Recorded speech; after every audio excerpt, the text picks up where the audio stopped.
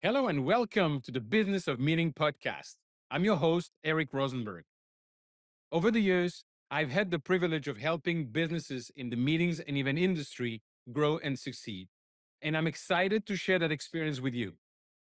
If you feel alone and overwhelmed, and if you're looking to take your business to the next level, improve your strategy and sales, and connect with like minded professionals, you are in the right place. I invite you to visit eventbusinessformula.com and join our community of event business owners dedicated to exponential growth. Now, let's dive into today's episode.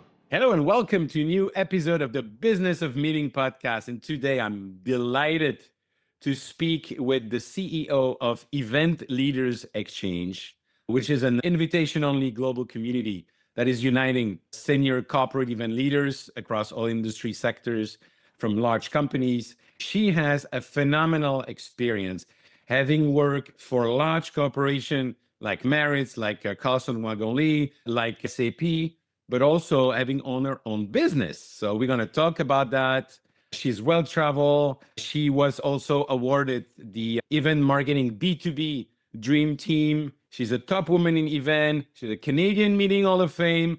Ladies and gentlemen, the one and only Nicola Kastner. Nicola, thank you so much for taking the time today. Thank you so much for having me. I'm delighted to speak with you.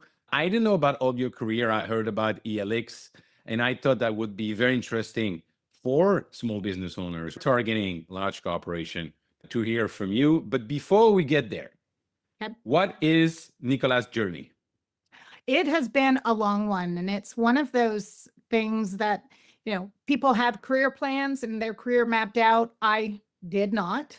I have always trusted my instinct, and it has not led me the wrong way. So that would definitely be a message that I would have for the listeners as well. But for me, I decided when I was in high school, like when I was looking about where I would go to college or university, I wanted to get paid to travel. That was my motivation in life. I studied hospitality and fell in love with the concept of incentive travel. Using events to drive business results was powerful to me. Plus, I would get to travel. So that's where I wanted to be. That's what I wanted to do when I grew up.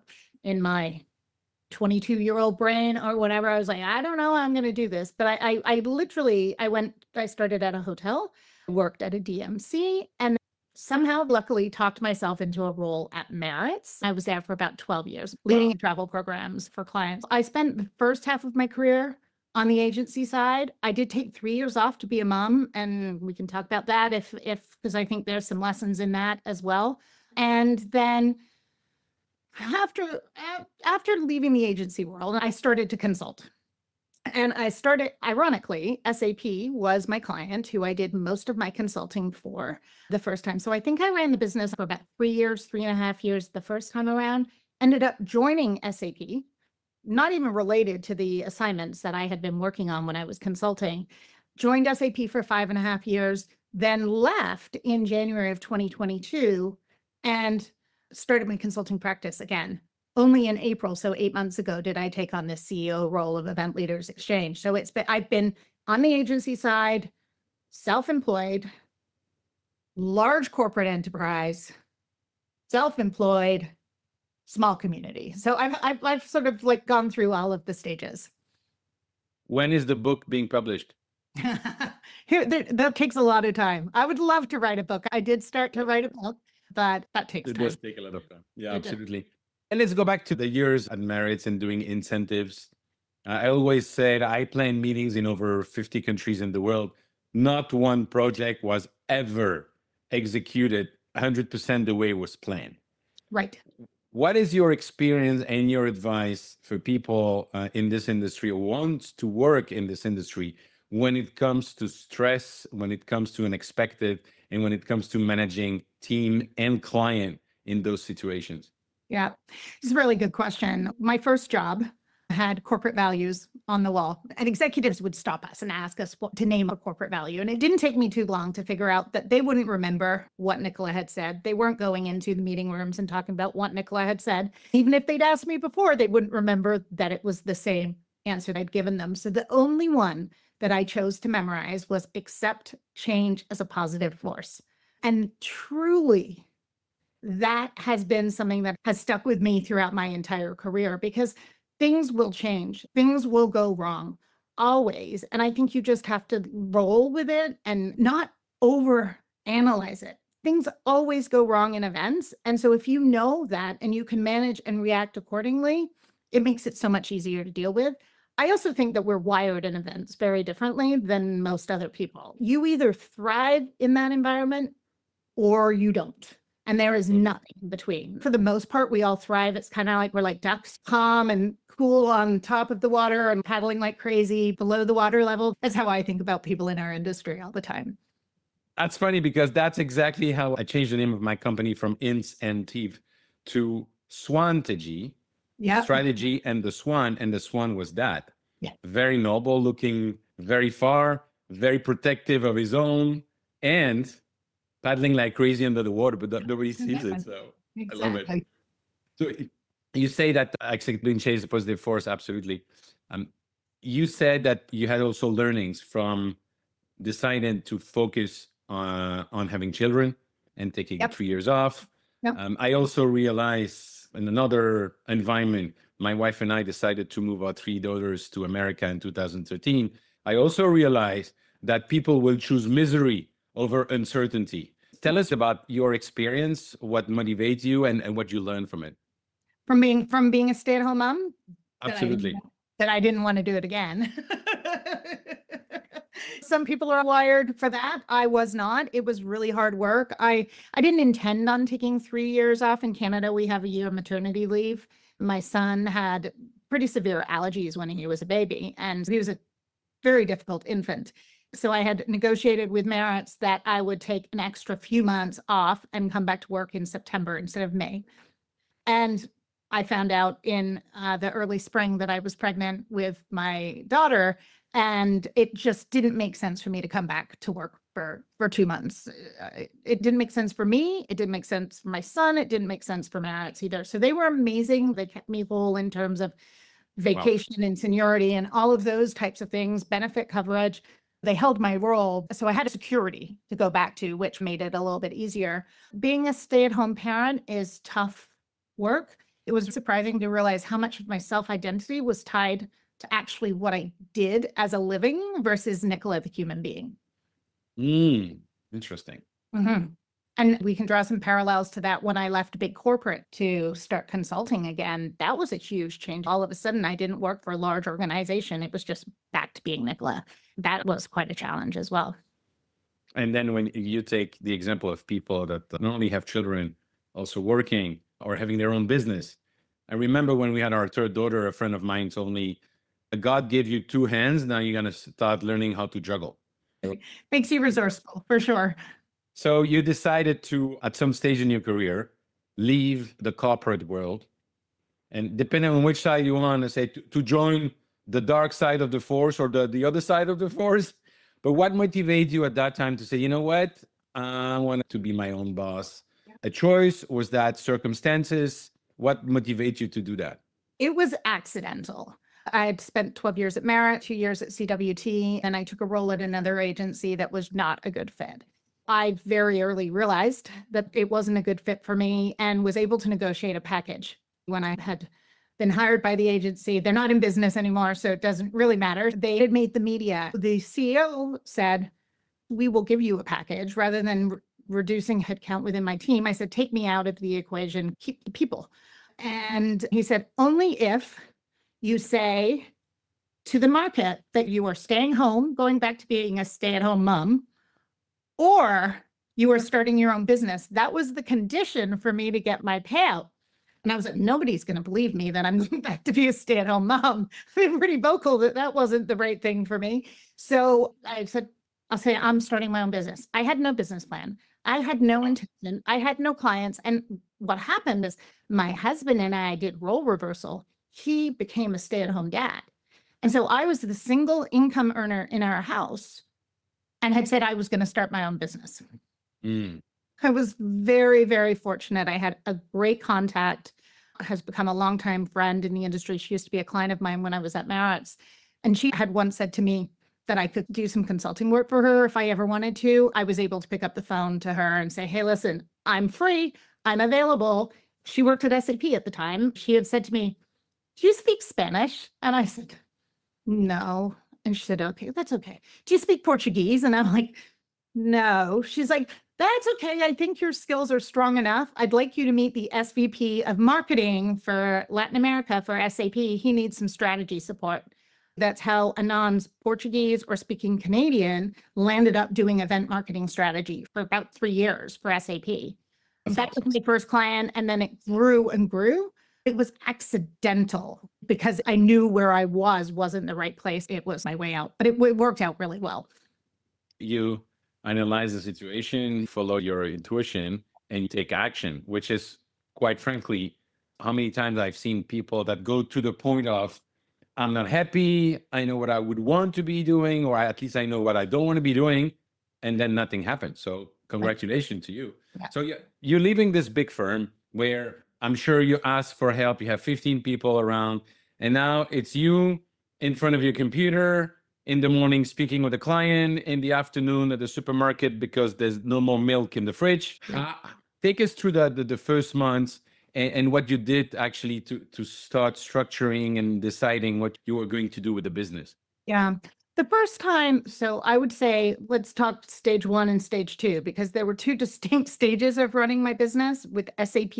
In stage 1, I wasn't as purposeful as I should have been. When you're running your own business, especially in the event space, and I'm really passionate about data and analytics, that's what's helped me get to where I am in my career. My happy place is a spreadsheet, analyzing data for the client, figuring out a strategy. I could do that all day long. Doing my accounting, selling my services, building my website, writing proposals, those are all things that to this day I hate doing. I just want to do the work. But when you're running your own business, you can't forget about the other stuff. I talk about it as a 3-legged stool running the business, right? You've got your sales and your business development and your marketing, and that is so critical. You've got all of the administrative, accounting, bookkeeping, all of the support, all of those things that need to be done in your business. And then you've got the client work. And finding the right balance between those 3 is so important. And it's something that you continuously have to work at, finding the balance. I'd go through cycles where I was really good at it, and then I'd get a really great project that would suck me in, and I'd be like so deep and immersed in it. And then I'd forget about all the other stuff. And that's ultimately how I landed at SAP. I had consulted for SAP, so I wasn't hired into SAP by any of the people that I'd consulted for. What happened was I fired SAP, who had been 95% of my revenue, and went to build an event marketing practice for a data management company for somebody that I had worked with at SAP, and he'd gone on to become CMO of another company. And for 15 months, I built this practice. I operated as an employee, essentially, of the company, even though they were paying my company. I didn't do any business development. And so once that assignment was done, because that's what we do as consultants, you're setting the client up for success, not to keep you employed as a consultant forever.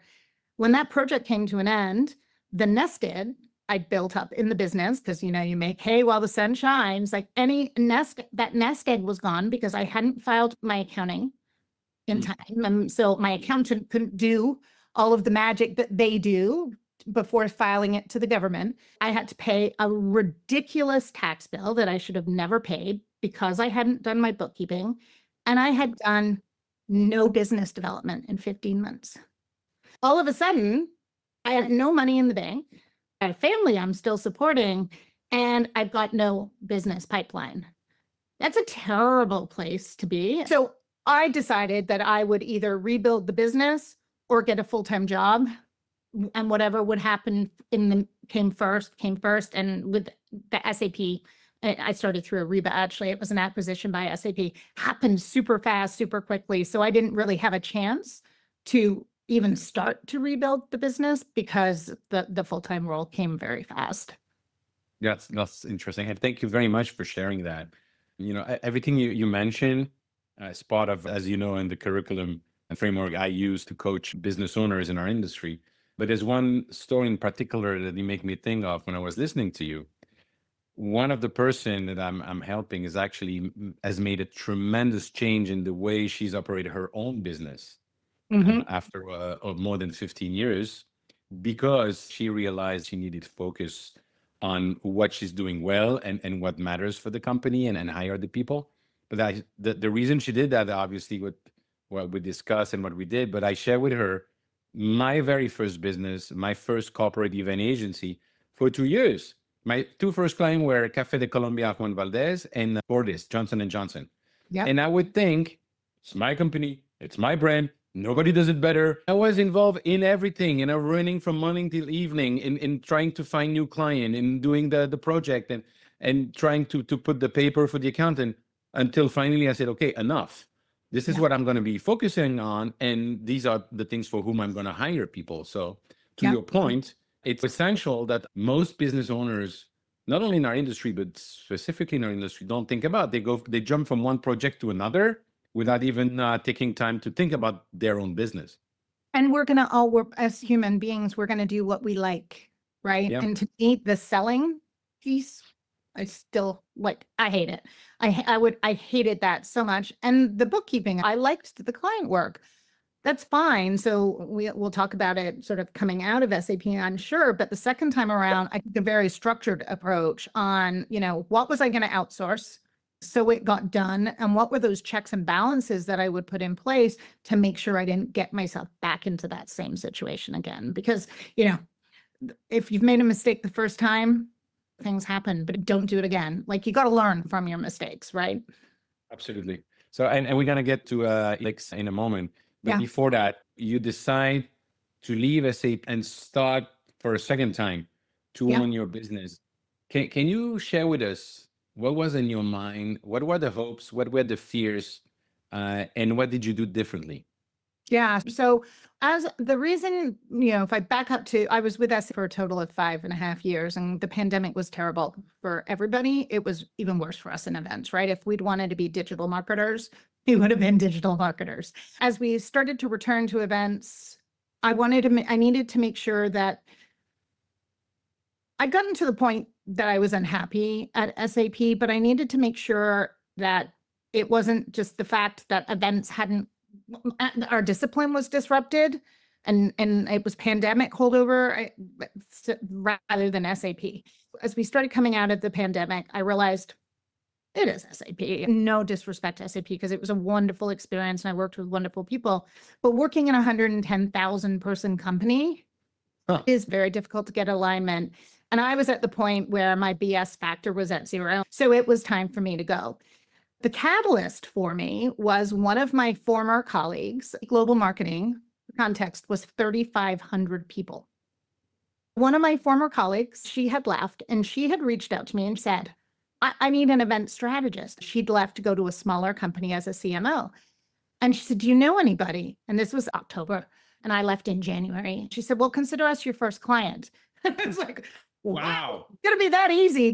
I'm decision made. I'm out of here. That was the catalyst. And I resigned with a client, which was helpful.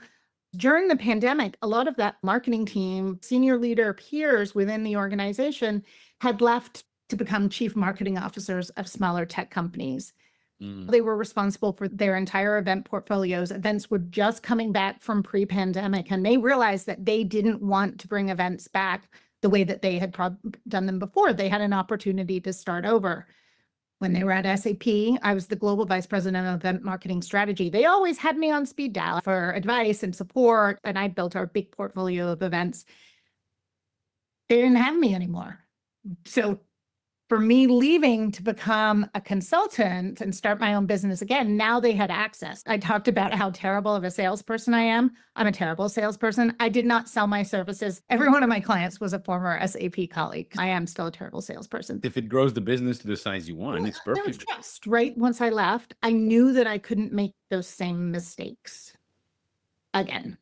So I hired a business coach.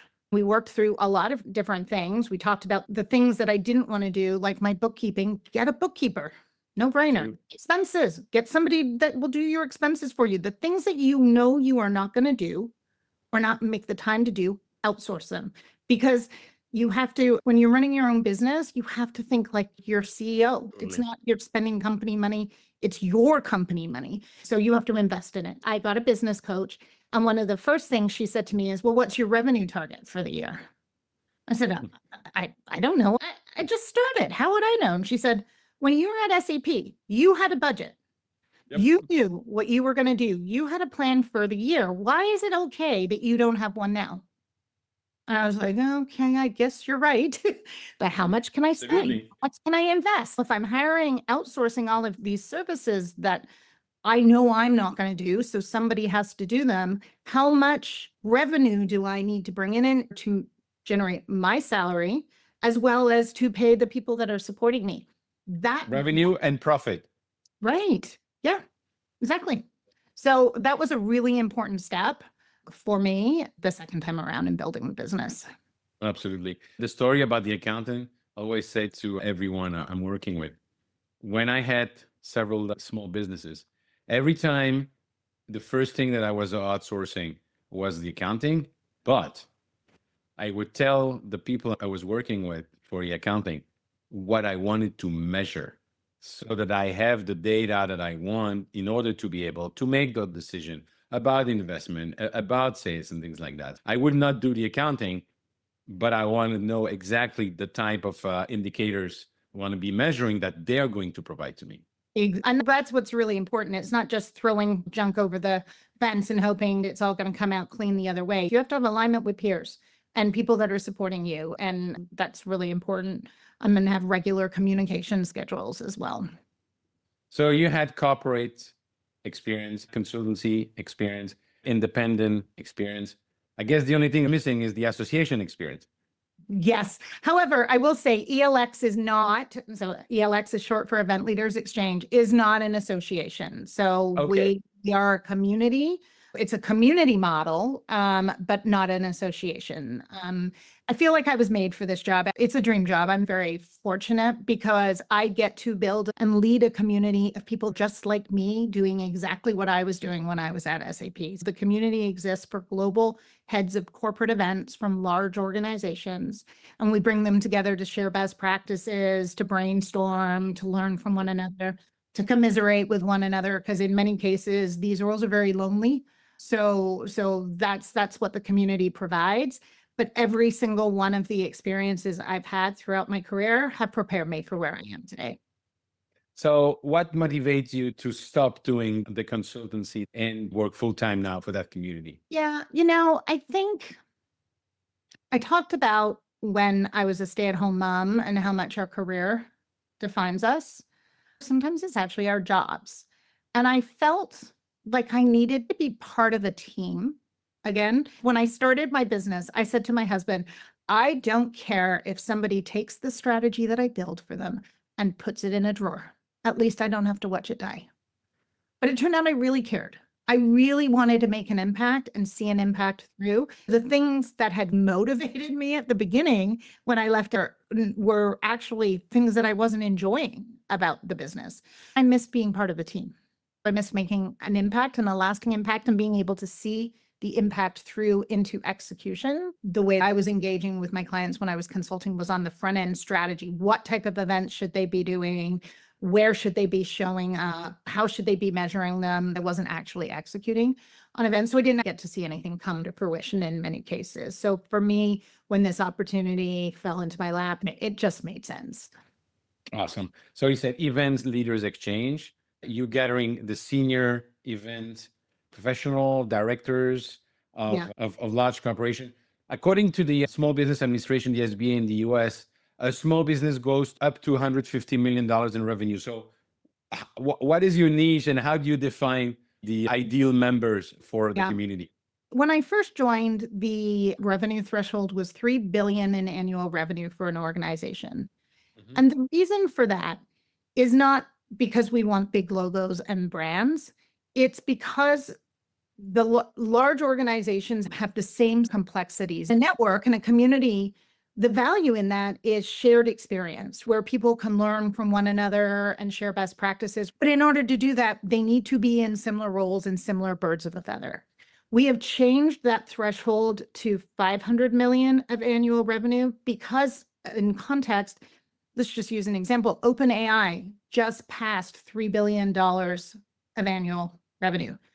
Yeah. What would have meant 4 months ago, I would have said to OpenAI, if the head of events had wanted to become a member, nope, sorry, you can't become a member. So it was just a little bit too restrictive. So we've dropped it to 500 million, as well as put some thresholds in annual spend and number of events, because we still want to make sure that there's complexity in the portfolio for people that we're bringing in. So it's the large organizations from a corporate perspective, as well as the most senior person in the events function. That is the member. Yes. Got it. It makes total sense. When I started years ago helping and consulting for a small business owner, and especially in our industry, I always say, if you have 15 millions in revenue and want to grow to 100 millions in revenue, if you put me in your board, it's very likely that I'm going to have intelligent question, or at least question that makes you think. And so that will bring the value there. But operationally speaking, I've never done it in my life.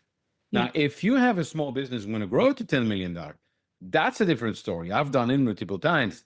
And the complexities are different, the challenges are different, and it makes total sense to come together with people experiencing the same challenges. Explain to us a little bit what type of activities you're doing, what is the community doing, and members or people listening right now and that are director or senior position in the event department for a company that has a minimum of $500 million of revenue. What can they get when they join your community? Sure.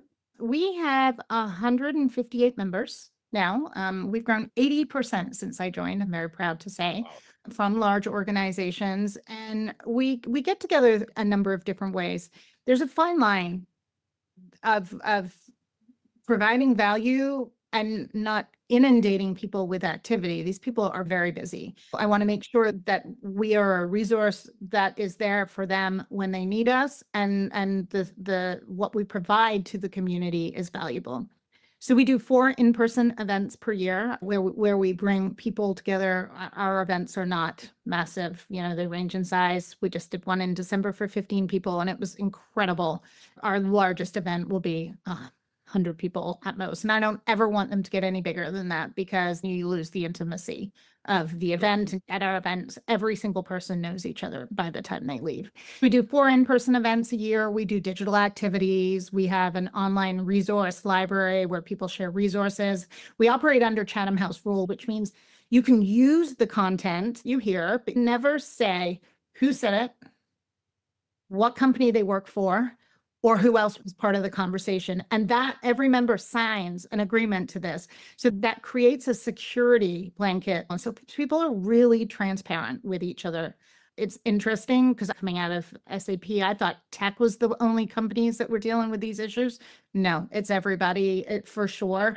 We've got all industries, all geographies. We have this online resource library and monthly calls where people come and share problems they're trying to solve. So it's not a large time commitment that we ask for the members of, but we do ask for them to participate in the community, because the community is only as good as the members participating in it. So if anyone is interested and is in one of those roles and fits the criteria, our website is eventleaders.com. Reach out and love to have a conversation.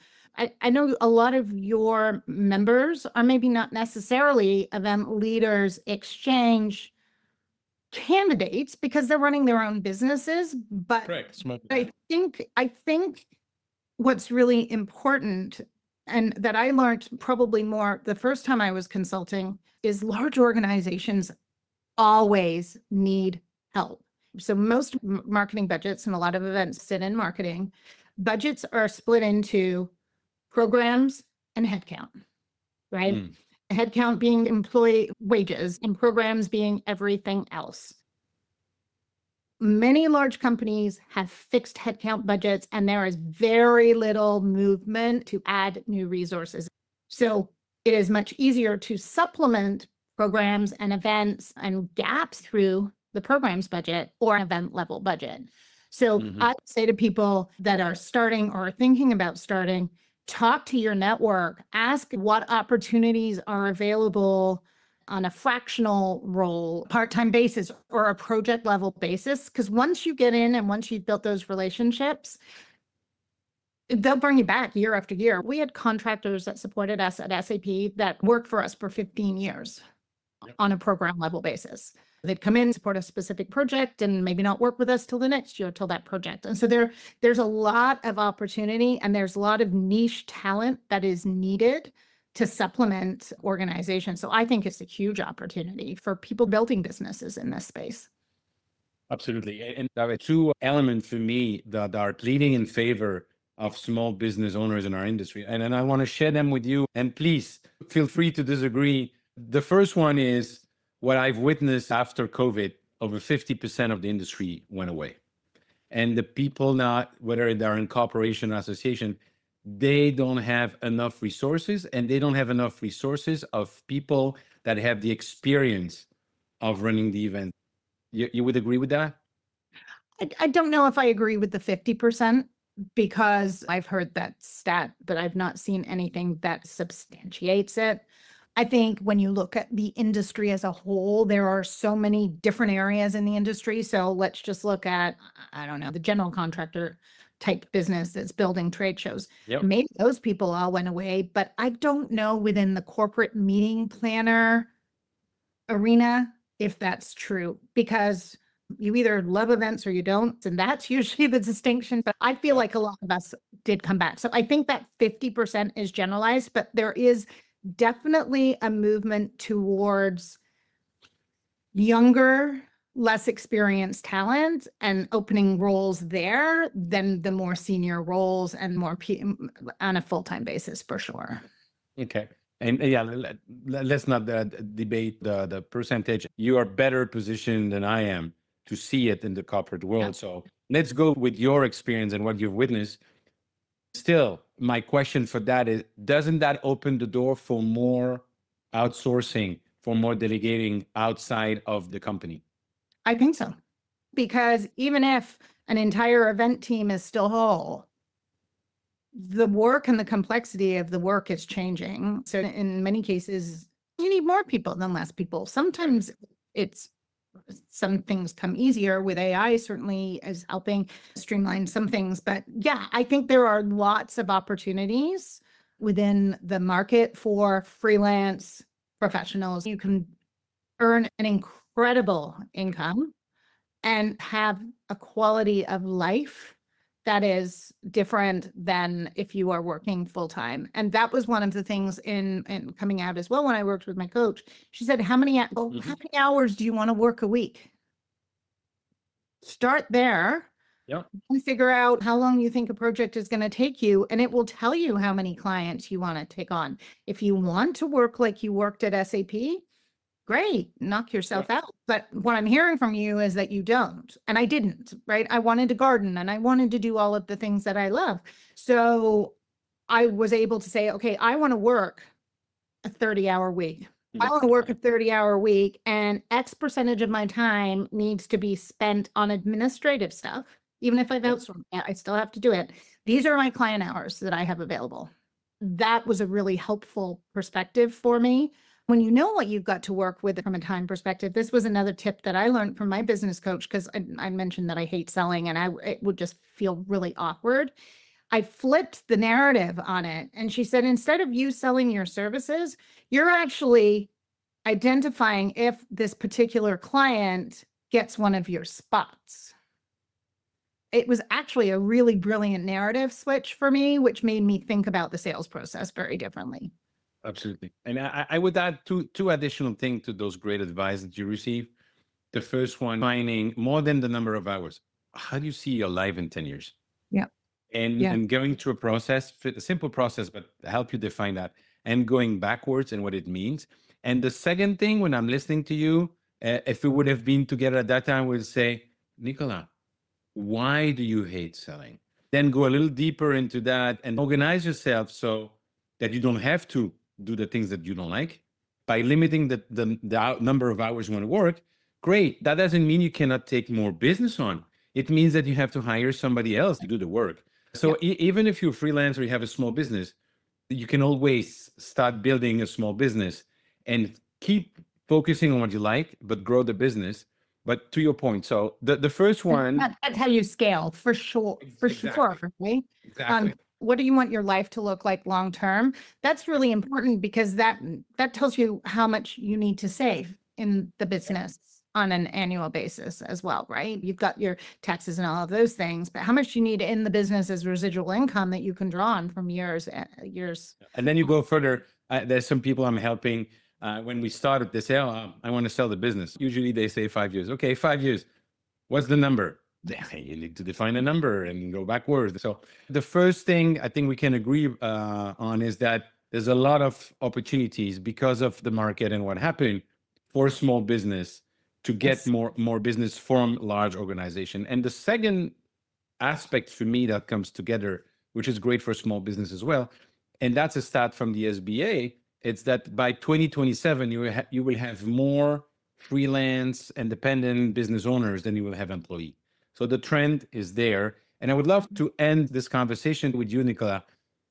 But in your experience and your members' experience, how should a small business owner in our industry, willing to work for the big names and the big logos and big organization and their event department, how should they position themselves? How should they look at time in terms of building the relationship? What is it that your members are looking for? What are the pains that they're having that small business owner can help them with? Yeah. So I think we could spend the whole podcast talking about that. So I think there's a couple of things. I, first of all, would be very clear on what your value, the services you provide and your value proposition, and have that clearly articulated. That allows you to identify who your ICP is, your ideal client prospect, right? Or customer prospect. Yep. Then hone in on them, right? LinkedIn is the best tool. LinkedIn is actually how I landed this role at ELX. I didn't even realize I was interviewing for the job until I was offered it. But I had built a relationship with the founder. So use LinkedIn, share insights, engage with people's posts. I would also recommend people, and so LinkedIn, there's so many master courses you can do on that and things you can read about it. LinkedIn is a game changer for small business, I believe. The other thing that I would do is probably not focus on my type members. They're not in the weeds enough to know what a program needs. You need to look at the manager level within an organization because they're the ones that are going to find a gap, managing the budget for a specific event, and would say, let's pick something. I need somebody to manage food and beverage for this particular event. I have a gap. I need somebody to do that. They own their budgets and their programs. They make those decisions and they find the resources. It would never have come to me at SAP. So, and if I went to I wouldn't even have conversation with my leaders to say, does anybody need a food and beverage manager? I'm just using this as an example. My recommendation is to build relationships throughout the manager level because those are the people controlling the budgets and hiring services. Mm-hmm. I like it. To your point, we can speak an additional hour on that. The whole methodology I developed with my business partner in Belgium, Georgiana, was focused on the head of the department or the head of sales and marketing and having a business conversation. So I would not go and talk about logistics. I would research the business. I would research the industry. I would research the business challenge that they had. And then I would research if they were doing incentive trips, sales meeting, and then lead the conversation in a different way, which was really positioning us in a totally different way. Well, I think that depends on the services you're offering. Me, Right. I wasn't going to the event managers. They weren't hiring me. I wasn't even talking to the head of events. In many cases, I was talking to the CMO. That was my ICP based on my service offering. That's why I'm saying identify who your ICP is and really hone in there. I talk and I write on LinkedIn about this all the time, about the business of events versus the events business and the distinct difference between the two. You're absolutely talking about the business of events, and that's what I was talking about as well. If somebody that's listening is, let's just go back to this food and beverage, that's their niche and they are really great at that. That's actually an events business conversation, not a business of events conversation. It's really identifying what that value offering is and then who is the ideal prospect to match that. Wonderful. Nicola, I know the time has run so fast. It I has. really appreciate you taking the time. My last question is, Mhm. when we meet again in 1 year with a bottle of champagne, what are we going to celebrate? Oh, you didn't give me a hint that this was coming. What are we going to celebrate? We are going to celebrate, I just think, growth in our industry. Our industry is just poised so much for growth, and it will continue to grow. If you think back to the pandemic, early on, people said events would never come back. Mm. And for a while, it felt like that would be the case. Even if they could, would we need them anymore? Because we had survived without them. But after the halo effect, which I would say is a year wore off, the value of events became so incredibly clear. So we are poised in a phenomenal place within the events industry. But I think we, as an industry, have a way to go to focus on the business events and focus more on the results and the outcomes versus leading with the logistics conversations.